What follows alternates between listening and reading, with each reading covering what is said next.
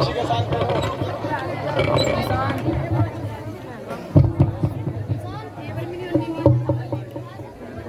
सभी हजरात को मालूम है कि आज 15 अगस्त 1947 ईस्वी को हमारा देश स्वतंत्र हुआ था। पूरी आज़ादी नहीं मिली थी ना, पूर्ण रूप से आज़ाद हुआ था, लेकिन स्वतंत्र होता कुछ प्रावधान, कुछ अनुच्छेद 15 अगस्त 1947 ईस्वी को लागू हुए थे, जैसा नागरिकता है, स्पष्टता है और मौलिक अधिकार। इसलिए हम सभी को पता होना चाहिए कि 15 अगस्त 1947 ईस्वी को हमारा देश जो है वो स्वतंत्र था। पूर्ण रूप से जो हमारा देश आजाद 26 जनवरी 1950 ईस्वी को हुआ था। और आप सभी को अभी मालूम है कि इस देश को आजाद करने में हमारे उलेमा और हमारे सभी देशवासियों का कितना योगदान रहा है। आप सबको मालूम है, इसे बताने की जरूरत नहीं है, वक्त थोड़ा कम है, इसलिए मैं देश की खातिर कुछ शायरी पढ़ना चाहता हूँ ताकि आपके अंदर एक जोश, एक जज्बा, एक साहस पैदा हो एक देश पे मर मिटने का, कि जब भी हमें अपने वतन के लिए, जब भी हम अपने देश के लिए कुर्बानी देनी पड़े तो इंशाअल्लाह हम तैयार हैं।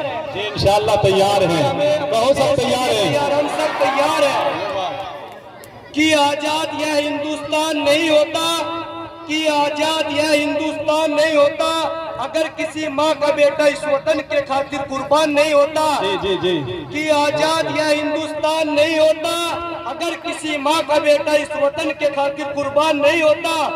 सारे रिश्ते नाते भुलाकर सीने पर गोली खानी पड़ती है। मेरे दोस्त, वतन के खातिर मरना इतना आसान नहीं होता।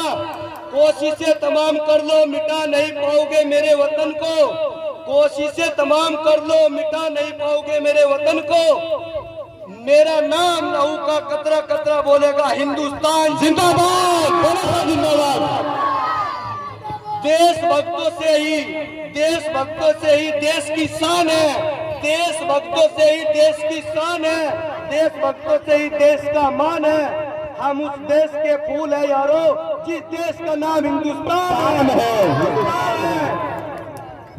झुकने ना देंगे तेरे स्वाभिमान को, झुकने ना देंगे तेरे स्वाभिमान को। चाहे दांव पर लगानी पड़े जान को, चाहे दांव पर लगानी पड़े जान को। हम मिट गए तो कुछ कम नहीं, हम मिट गए तो कुछ कम नहीं, मिटने न देंगे तेरी पहचान को। जिंदाबाद हिंदुस्तान जिंदाबाद।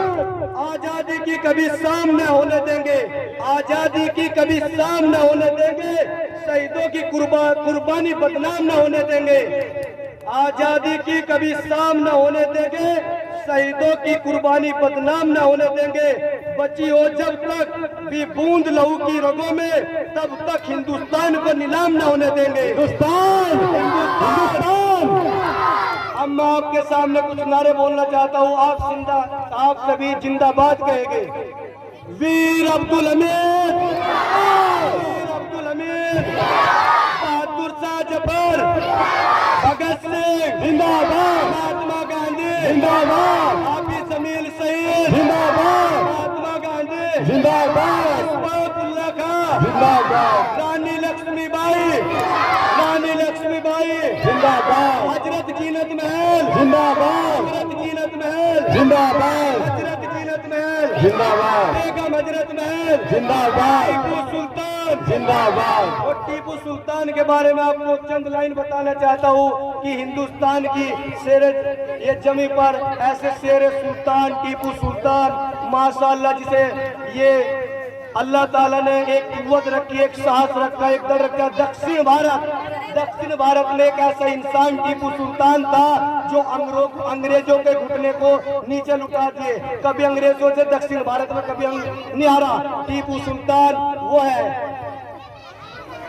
जब माँ को खबर मिली कि टीपू सुल्तान ने शेर के जबड़े को फाड़ दिया, जब माँ को खबर मिली कि टीपू सुल्तान ने शेर के जबड़ों को फाड़ दिया, तो वो बोली कोई हैरत की बात नहीं। माँ को कोई इतनी खुशी नहीं हुई कि कोई जैसे कोई बहादुरी से कोई तीर मार देता है, ऐसी खुशी नहीं।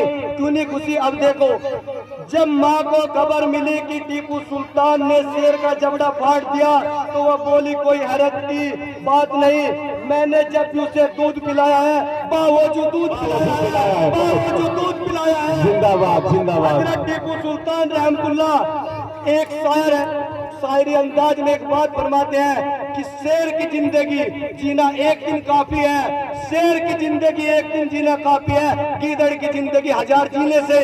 टीपू सुल्तान जिंदाबाद। जय जवान जय किसान।